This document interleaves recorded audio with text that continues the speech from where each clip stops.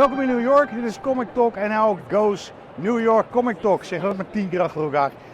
Vorig jaar waren we er ook en toen hebben we alle video's netjes op video gedaan. Allemaal aparte video's, superleuk, maar ook heel veel werk. We gaan het nu één lange feature gaan doen, één lange video met 4 dagen New York Comic Con. We gaan het hebben over retailers, stukjes panel zitten erin, cosplay, eigenlijk alles wat wat je moet hebben. Een betere video om volgend jaar hier ook heen te gaan is er volgens mij niet. Dit is dag 1.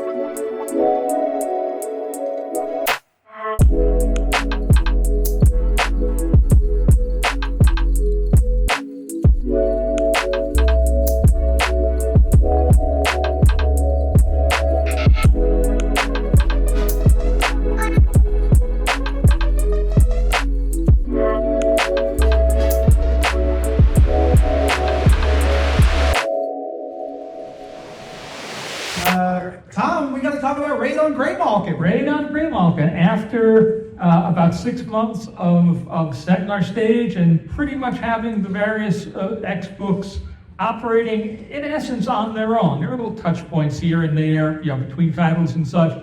This will be the first actual crossover between books. We kept it small because we are aware of the strain on your wallets and your time. So it will only be 4 issues, 2 issues of X-Men, 2 issues of Uncanny X-Men, co-written by Gail Simone and Jed MacKay, illustrated by Ryan Stegman and David Marquez and Javier Garrón. And it basically involves the 2 groups of X-Men, our Alaskan X-Men and our more laid-back Louisiana X-Men, vectoring in on Graymalkin Prison, the former Xavier School, where bad things are happening, and not necessarily being of an accord as to what should be done about those things. Can I say? Is a good question. How about this? I got another version of this. Can I show that? Sure, let's see. Yeah. Okay. Yeah. It is a One World Under Doom prelude. Oh, now what can you say, Ryan? Well, in that context, I can say that this story is about, there's a dome around that area that we've seen before, and it's magical, and Reed is like, I'd really like to get in that dome and see what Dr. Doom was up to in there, because I'm really concerned about what he might be doing in there, what's he building in there. And so Sue is like, Reed, you've had months and made no progress on this. But there is someone else who has a PhD or a master's degree in physics and is also good with magic, and his name is Dane, and he's the Black Knight. We should go talk to him.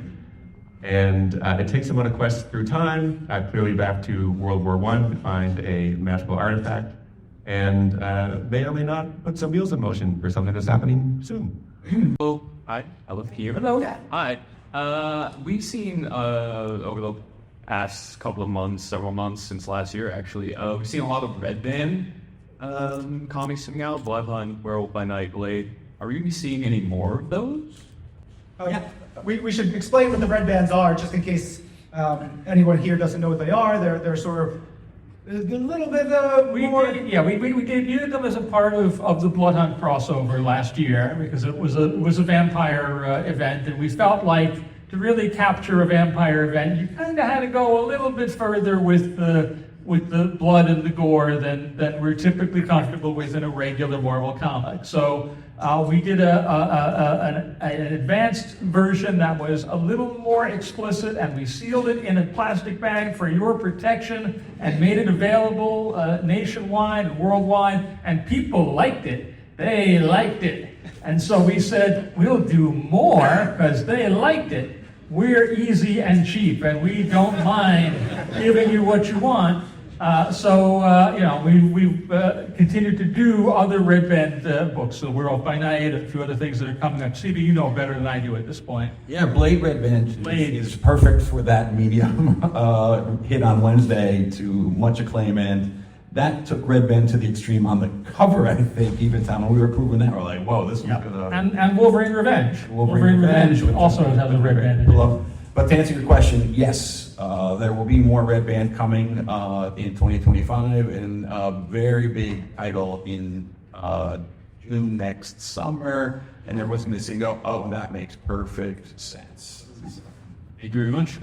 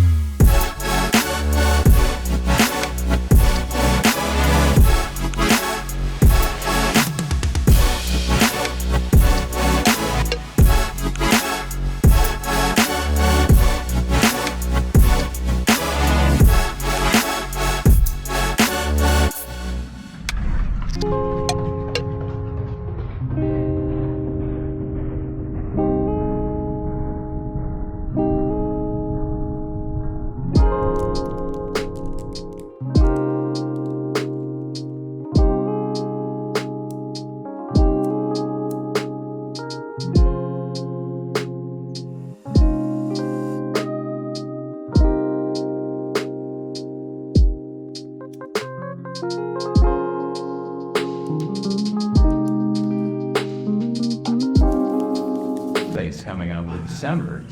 I mean, what some readers expect in this book when it launches, and why do you feel Two-Face was the proper character to give a Sullivan? Well, this kind of ties back to Battleship Madison. One of the big characters in that book was Two-Face, and I've always learned him. Have I acted thinking of the best Batman than the movie? But everyone was turned to show on I'm really sympathetic. Wow. And the kind of writing him, I really took that. And when I finished City of Madness, he was at the war by Miss Milhouse. So I had an idea for a solo book, which he now acted for. I really felt like shining light on him. Also on this like the good side of him as well as the bad side. I feel it makes him really interesting, really interesting. I'm doing that, and we have good side, bad side. So we're going to, I'm doing Freemason. I'm doing Bachelor of Law. As there's going to be a lawyer trying to pop like the Gotham Underground. So what's weird and strange Gotham is very utilized about strange legal problems, but then this old man called Sister. And I'll be up there, this is drawing that and some sign in it, and we're doing a reporting on an Army head character as he's struggling with balancing the good and the bad, trying to find his way back to civilized society.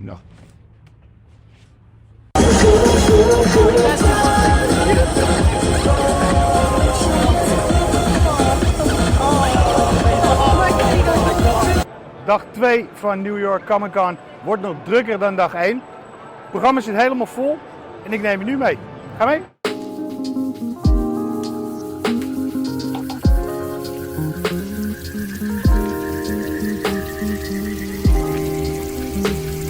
Last time I was in Amsterdam, I was in my 20s. I did the Heineken Beer Factory tour at 10 in the morning, and I got so drunk I woke up on a bench in Rotterdam. Well, it's still there, so. I guess the line was that short. I just remember it was so cheap. It was like $2 American to do the tour. At the end, you could drink all the beer you wanted for 20 minutes. Okay, I don't think that's now. I don't think they do that anymore. How long ago was that, Jim? I mean, God, 2000 maybe? It was a while ago.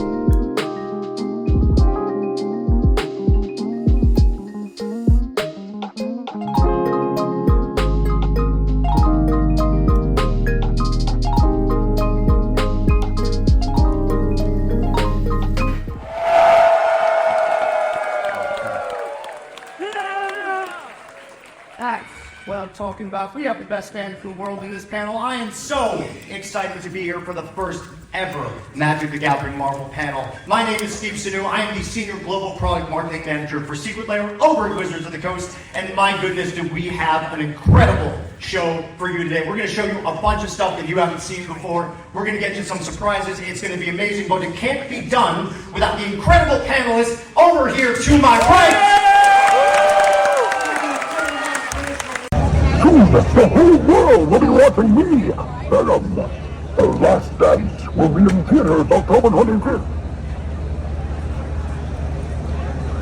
I dread it.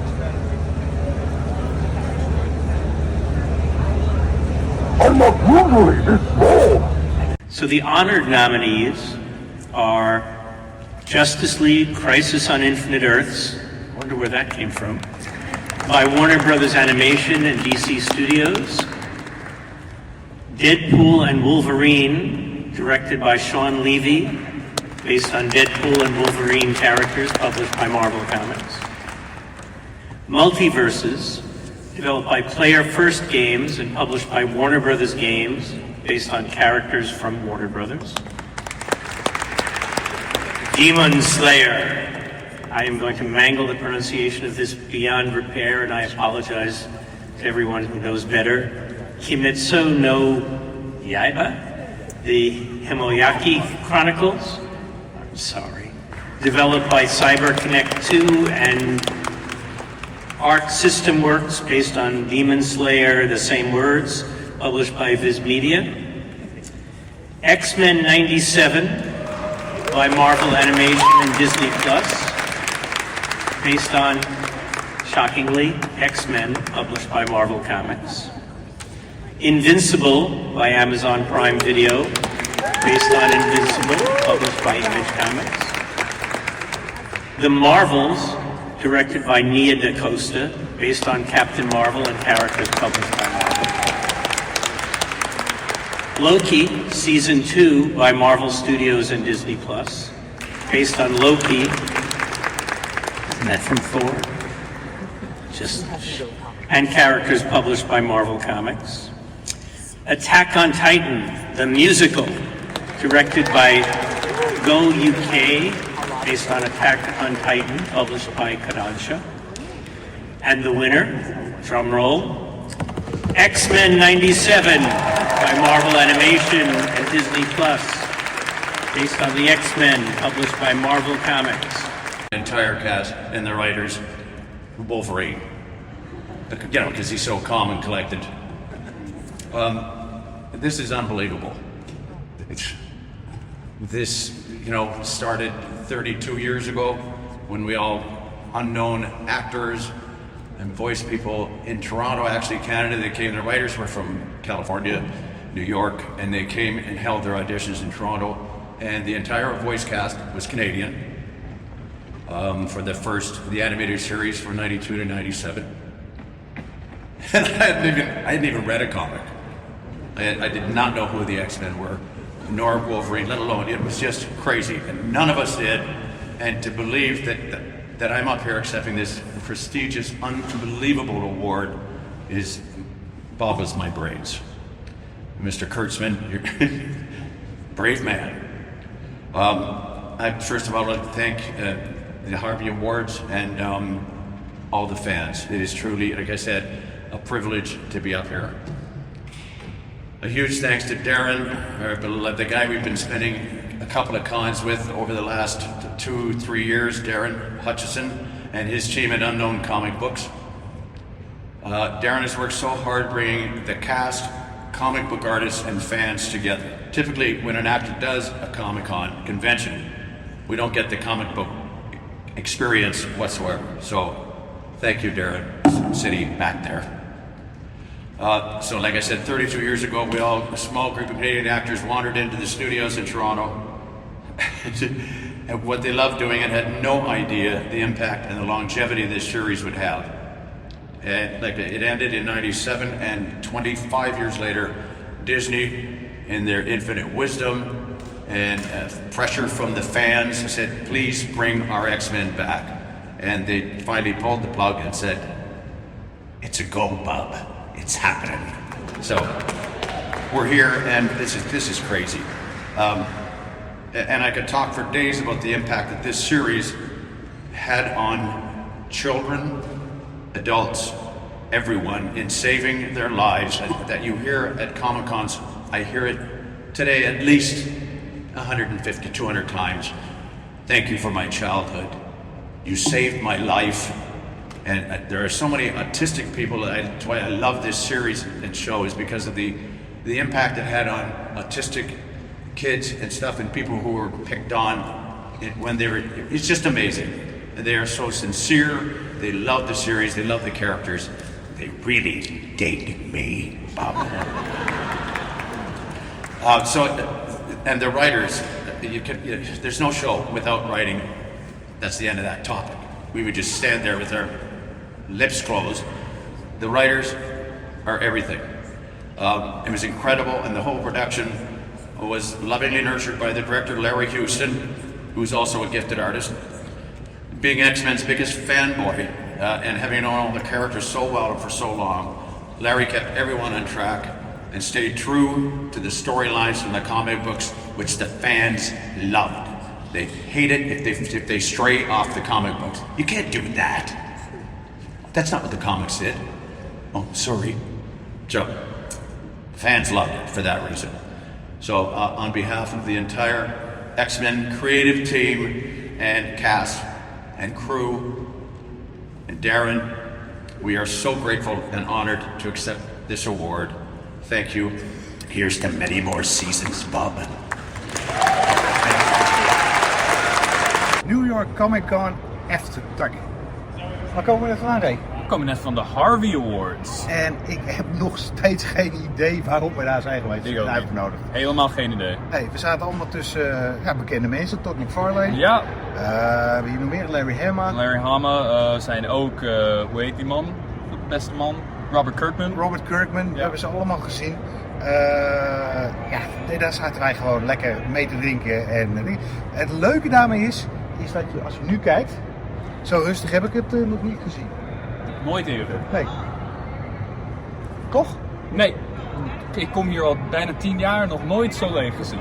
Kan je nagaan. Ik krijg gewoon nieuwe ervaring. Maar vond je het leuk, Arvid? Ik vond het heel indrukwekkend. Net als ik zeg, helemaal geen idee hoe wij daar gekomen zijn. Maar het was wel spectaculair om mee te maken. En dan was iets heel tofs. Ja. Want wij zijn de 2 leden van de Todd Club. Ja. Want jij hebt een foto met Todd gegaan. Ik heb ook lekker een mooie foto met Todd McFarlane mogen nemen. Altijd leuk. Heel blij. Hey, ik ga ergens een metro opzoeken en ik ga naar mijn auto. Morgenochtend is het vroeg. Ja. Hier weer zijn. Ja, want dan begint het weer. Dag 3. We staan helemaal vooraan. En dat betekent New York Comic Con dag 3 kan beginnen. No running, alright? Because if you run, they run. And I promise you they're faster than you. Alright?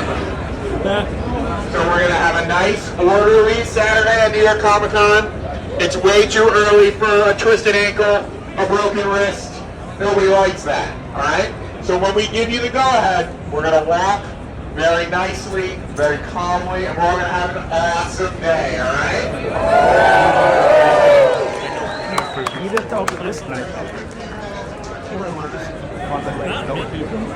Alright, what are we gonna do when we open these doors? Alright, welcome to New York Comic Con! Sir Dennis, hier resident hier. Je kunt artiesten van all out there, the ass, but whatever. This is something. As soon as I want to go by, I'm like, I've got to make frantic. Big team. Yeah, well, exactly. Yo, Jeroen from Amsterdam, Netherlands. Quick question about the collaboration with Dupuis. Dupuis is known in Europe as a graphic novel. That's like they publisher, 48 pages, bigger format. How did you get into the collaboration with that company, French company? You know, as it turns out, like the day after I left Marvel, the first puppet to call me was Mad Cave. I said, you know, you want to do anything you want to do, and I'm in my conversations with them that we did a bunch of Zooms. I got to meet the owner of the company. I got to meet the CEO of the company, and who are both creators themselves, right? And I just fell in love with their mentality towards publishing, their philosophy towards publishing, right? It's about good books. That's what it's about over there. And they were growing, and they had a plan. Like so many people just fly by the seats of their, you know. So I just like really fell in love with these guys. Then at New York City Comic Con 2 years ago, which was shortly after my conversations with Mad Cave, and I'm still, you know, I'm still kind of playing the field out there. I ran into my old friend Olivier Jalabert, who is with one of the top two guy up there at Dupuis, and he's like, "What do you want to do? What do you do?" I'm not going to do my crappy French accent, but he's like, anything, you know. So because he knows that on my bucket list was the idea of doing a graphic outlet at some point, a European graphic. So we started talking, and I said, "You know Mark Irwin? That's what no Mark." So I'm like, "Wow, this is like that old commercial, like." You got chocolate in my peanut. Yes, you probably never saw it. You got chocolate in my peanut butter. No, you got peanut butter in my chocolate. And I'm like, maybe we could all do something together, because the other thing is that at this moment, because I've been doing them for so long, I love superheroes, but I want to do something else. So I was telling Olivier about the content that I had in mind, and the stories that I wanted to tell, and the characters I wanted to tell. And he's like, you know, that stuff would do gangbusters out here.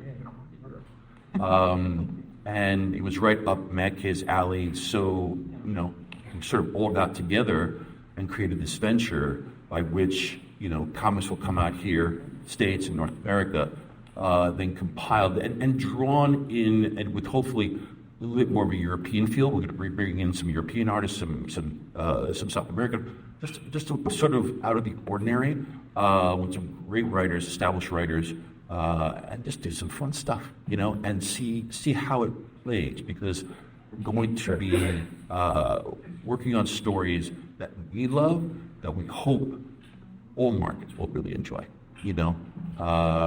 So yes, that's kind of how it came about, and it's really interesting because I'm learning more about the graphic album world, right? And so I'm talking to Stefan, who is the editor-in-chief over at Dupuis.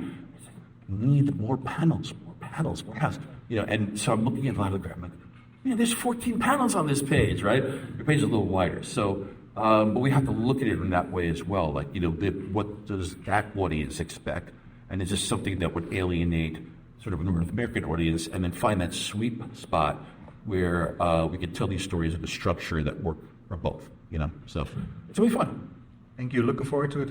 Thank you, man. Me too. The Dazzler, also known as Taylor Swift.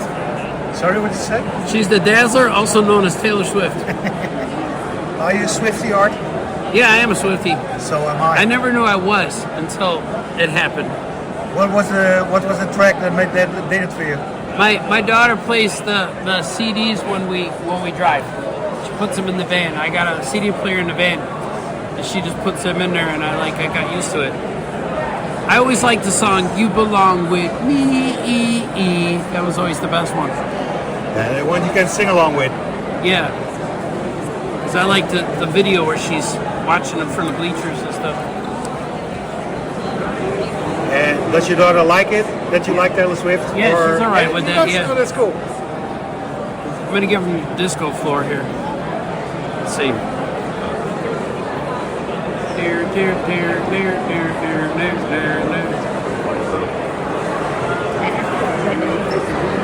We'll go with pink. And his head painted.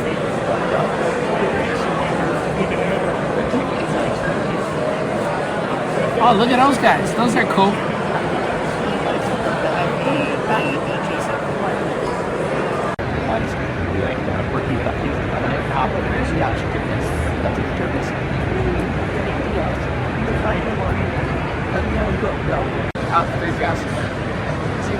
We vroegen ons al een tijd geleden af in de podcast hoe deze eruit ziet. The Last Ronin, Ronin Rising. Zo dus. En de koffer met daisies. Er staat een handtekening van Frank in. En ja, sorry, maar deze gaat mee in de koffer. About that time, Gene Colan had been on Daredevil for 150 years, as far as I can tell. Just had enough. He didn't want to do it anymore. And I applied for the job. Got it. It's awesome. Sounds lovely. Last year on this panel, we hinted at a secret project that you have both been working on. And I think today we are going to have the pleasure of letting the people in this room be the first people to see the fruits of your newest labors. Ladies and gentlemen, the newest series coming from Marvel next year is going to be Daredevil, A Cold Day in Hell by Charles and Steve. This is incredibly exciting to have this book finally going to be announced. We've been working on this book for 4 years. I think it'll be close to 5 by the time it finally launches. Focus. You're like, wait, that's Charlie.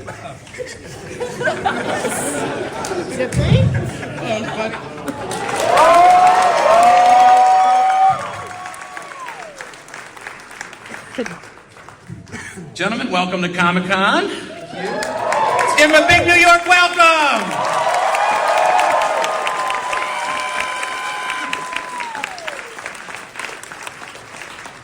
So, talking about. Yeah, what have you guys been talking about that?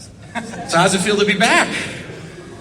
Back in the suits, back in the suits, I guess, in different kinds, and back here at the show. You ready for it? Yeah, I mean, it's so surreal. I'm just thinking back to our first appearance here. I was so nervous. I remember in the car journey on the way to New York Comic Con, like 2014. Someone said, "Don't pretend you know more about the character than you do, because they'll know." So, yeah, no, I mean, it feels. I'm picturing myself. We're still allowed to play characters. Yeah, it's amazing. We've done a hell of a show, so we're really proud of it too. So we're coming back strong. Yeah. the way that they feel about each other is still very present.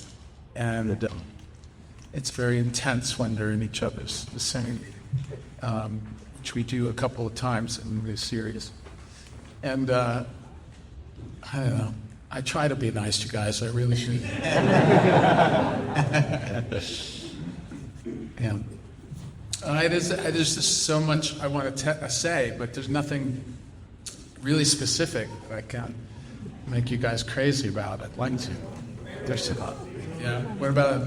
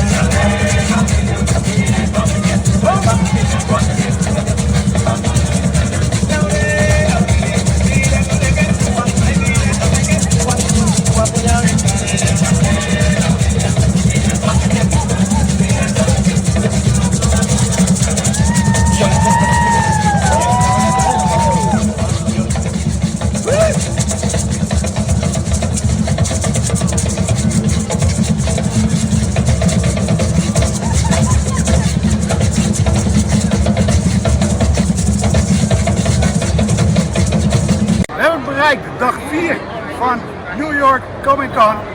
Hele toffe dag, we gaan heel wat leuke dingen doen. Die ga je zo zien.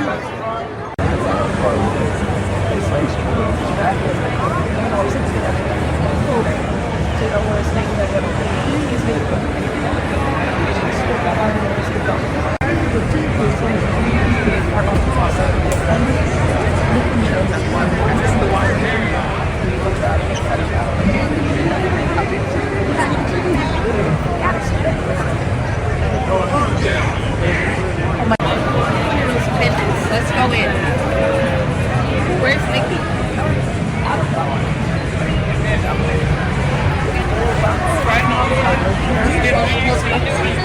Wow, deze lelijk. Oh, this is the exit.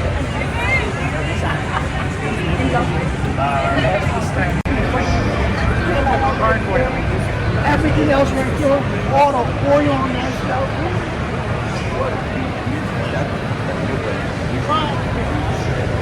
Not old. Watch it. This one's been stuck around.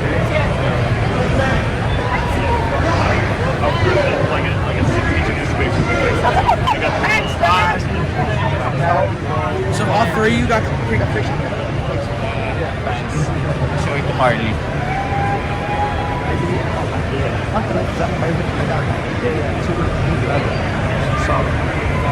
Almost even cooler to see these. Like, they're very kinetic, and Von Riendel is a lot of fun to work with. Yeah, this movie's a really interesting layout. It's a really interesting storyteller. Also, who's the colorist on this? I think it's Matt Miller. Nice, very vibrant, very beautiful. Yeah, very cool. And here we're revealing the cover for issue number 9, which I think it just got shown on the panel yesterday, but secondary reveal, here you go. I love this cover. Tell us a little bit about working with Mark Brooks, and do you guys give him concepts, or does Mark just kind of come in and do his thing? It's kind of funny, Mark is one of the first people in the industry I think I've met, like, a really long time ago. So finally having, like, a bit of a full circle moment doing covers with Mark. We talked quite a bit about them, and we did a signing at the Marvel booth the other day where I think we just brainstormed the next 5 covers.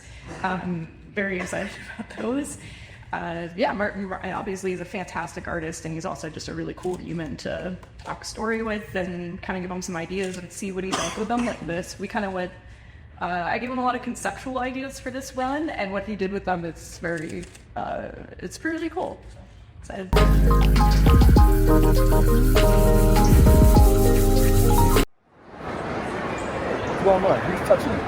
Watch out! I'm black! Ah!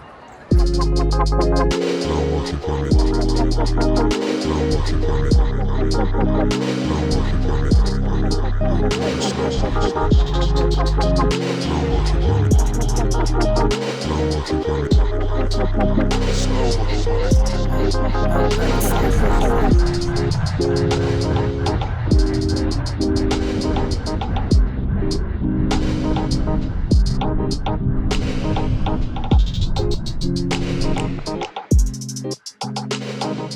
Eddie Brock becomes Carnage. Okay. Which is something that has not happened before. So this is a new situation for both of these characters. But he created Carnage, or you know, his symbiote. But Eddie's never been Carnage. Oh my goodness. But that's probably because he's not allowed. Well, I think he's gonna have to be. Oh man, that's what we're doing. Things are flipping over. So Jordan, are you okay with this? You know what? Approved. Project approved. Great. Thank God. I got a job. Old McDevil had a farm, and on that farm them came some party. The bad guy here, whisper there, here right there, they told him it comes with old McD reigned up the law. And to that farm there came a dog. Merlin grew up barking fall. With a girl brown with socks out there, you were about outside, now they run for the life, dragging back the devil's farm. And another day at Devil's farm.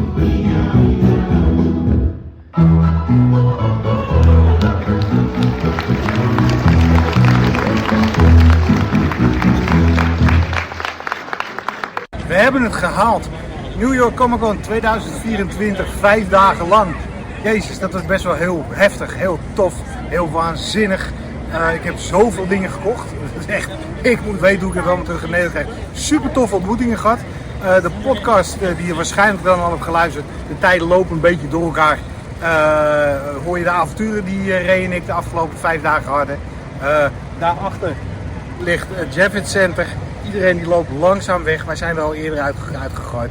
Het was echt waanzinnig. Als je ooit de kans krijgt om hierheen te gaan, dit is waar het gebeurt.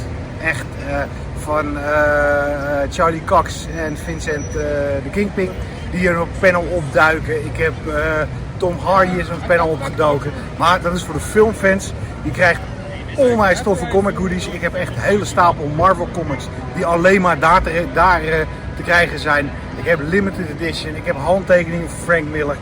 Je hebt het filmpje hiervoor gezien. Het was echt waanzinnig. Volgend jaar weer, hopelijk. Ben je er ook bij?